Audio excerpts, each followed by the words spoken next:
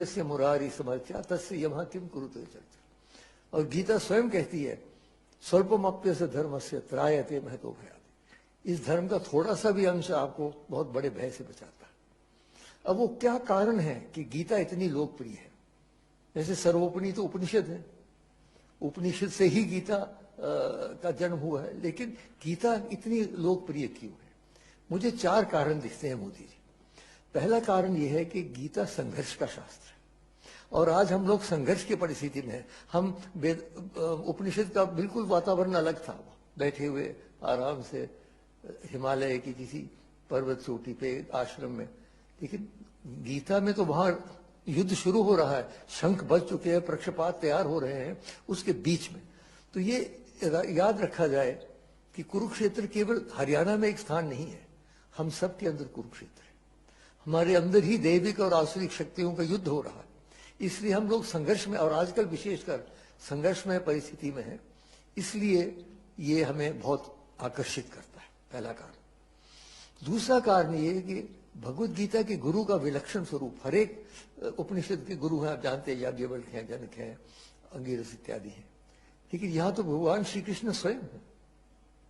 कस्तूरी तिलकम ललाट फलके वक्षस्थले कौस्तुभम नासाग्रे नवमौक्तिकम करतले वेनुम करे कंगनम सर्वांगे हरिचंदनम च कलयन कंठे च मुक्तावलीम गोप स्त्री परिवेष्टितो विजयते गोपाल चूड़ा। जहां कृष्ण स्वयं गुरु हो उसका तो आकर्षण होना ही है, बड़ा मुश्किल।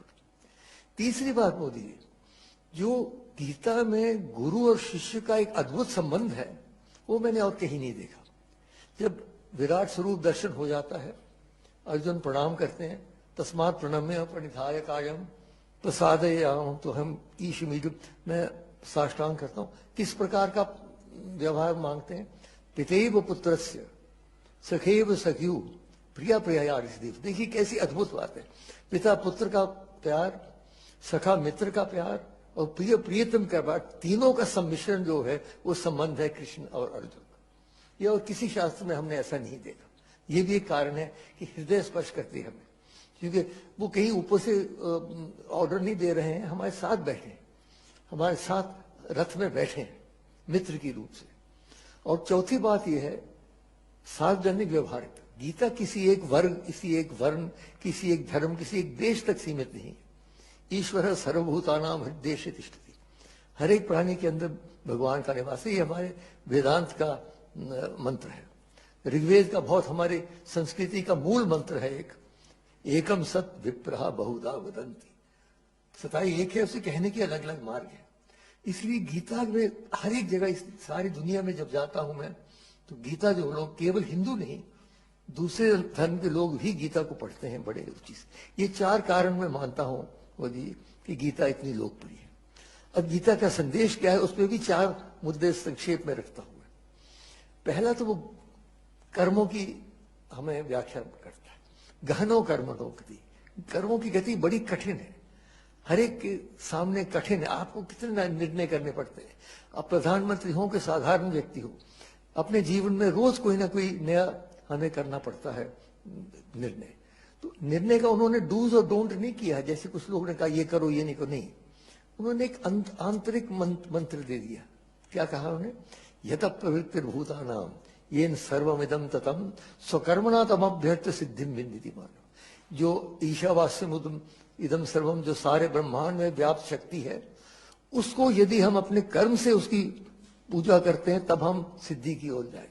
उसका अर्थ ये निकला कि जो भी हमारे इष्ट हैं, मैं भगवान शंकर का भक्त हूं, यत यत कर्म करो मी तत्त अखिलम शंभो तबारा। कृष्ण हो, दुर्गा हो, माता हो, जीसस हो, मोहम्मद, जो भी हो, अगर आप सच्चे दिल से समर्पण करते हैं कर्म को, फिर आप गलत कर्म नहीं कर सकते। कि जो ही गलत कर्म करना शुरू किया आपने, आपको लगेगा ये तो मैं उनको नहीं समर्पित कर सकता। तो ये उन्होंने मंत्र दे रखा है कर्म का। दूसरी बात, उन्होंने एक संयुक्त योग की बात की है। हमारे संस्कृति में आप तो जानते हैं 4 प्रमुख योग हैं, ज्ञान योग है, भक्ति योग है, कर्म योग है, राजयोग है। अलग अलग इनके शास्त्र भी है, लेकिन गीता में 700 श्लोक के अंदर चारों योग की उन्होंने व्याख्या की है। और जो जैसे ज्ञान योग नहीं, ज्ञानेन सदृशं वित्तमेव विद्यते, और भक्ति योग तो है ही, जहां कृष्ण होंगे भक्ति भक्ति होगी, और कर्मयोग की मैंने बात कही। राजयोग के बारे में भी मोदी जी अगर आप पढ़ें, पर्याप्त उसमें सामग्री है, कैसे बैठना चाहिए, कैसे श्वास लेना चाहिए, कैसे ध्यान देना चाहिए। तो चारों योग सम्मिश्रित योग। तीसरी बात, संयुक्त आश्वासन। बड़े आश्वासन देते हैं मोदी जी। यदा यदा हि धर्मस्य ग्लानिर्भवति भारत अभ्युत्थानाम धर्मस्य तदात्मानं सृजाम्यहं परित्राणाय साधूनां विनाशाय च दुष्कृतां धर्म संस्थापनार्थाय संभवामि युगे। और कौन्तेय प्रतिजानीहि न मे भक्त प्रणश्यति। लेकिन अब मैं एक नई बात कहूंगा।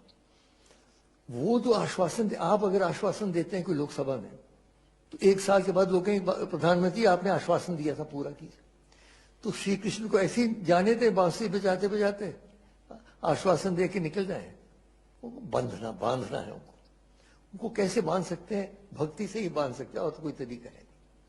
और एक और बात मैं कहूं, मोदी जी शायद पहली बार आपने सुना, अगर हमें भगवान की आवश्यकता है तो भगवान को भी हमारी आवश्यकता है, याद रखिए।